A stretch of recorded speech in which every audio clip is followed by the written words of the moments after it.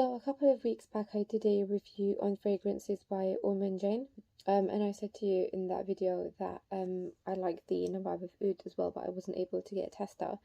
But when I do, I'll definitely do a review on that as well. Managed to get a tester. So today I will be doing a fragrance review on the Nawab of Oud by Ormonde. So the Nawab of Oud is a parfum and it was launched in 2012. It's an amber fragrance for men and women. The inspiration for the fragrance came from India and the Nawabs that once ruled over it. So if I open it up for you, so that's the tester vial, that's what the bottle looks like. And then there's just got more information inside about where the inspiration came from, as I said. And then there's just got the notes on this side. So if I start with the notes, so the top notes are bergamot orange, cardamom, green notes, and aldehydes. The mid notes are pimento, rose, cinnamon, magnolia, orchid, bay leaf, and hedion. And the base notes are ambergris, oud, vetiver, labdanum, and musk.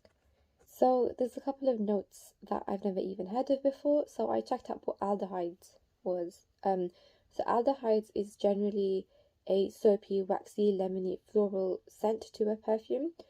And the other one I didn't get was the hedion, so that's usually described as a floral, jasmine, citrusy scent. For those watching my videos for the first time, labdanum, in case you've never heard of that before as well, is actually a main ingredient when making an amber fragrance. So the odour is variously described as animalic, sweet, fruity, woody, or even leathery.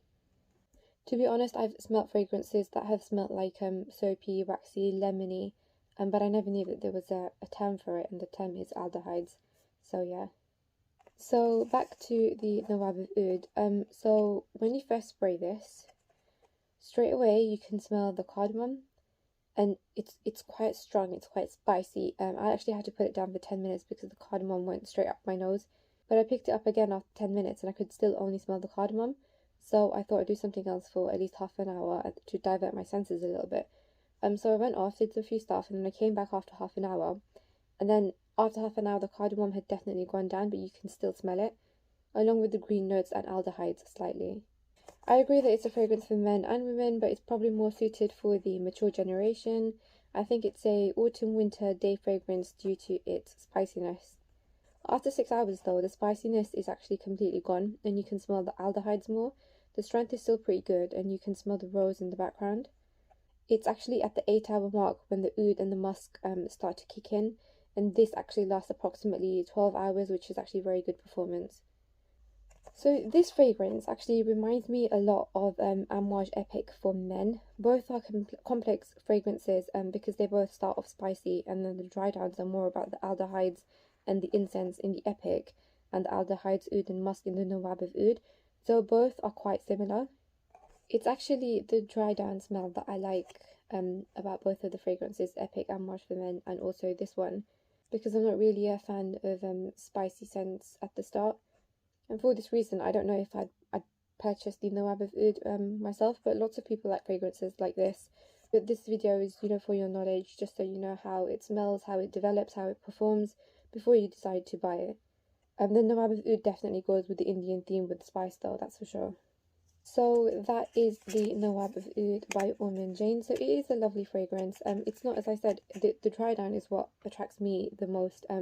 But personally for me, the spiciness at the start isn't my type, but there's a lot of people that do like these type of fragrances, as I said.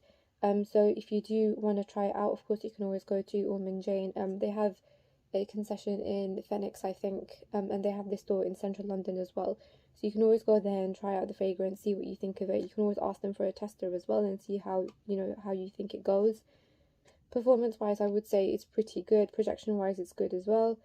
And I tend to like fragrances that have a inspiration or a story or a theme behind them. So thank you for watching my video today. If you do have any questions, please drop it in the comments box below. And don't forget to like this video and subscribe to my channel. Thank you.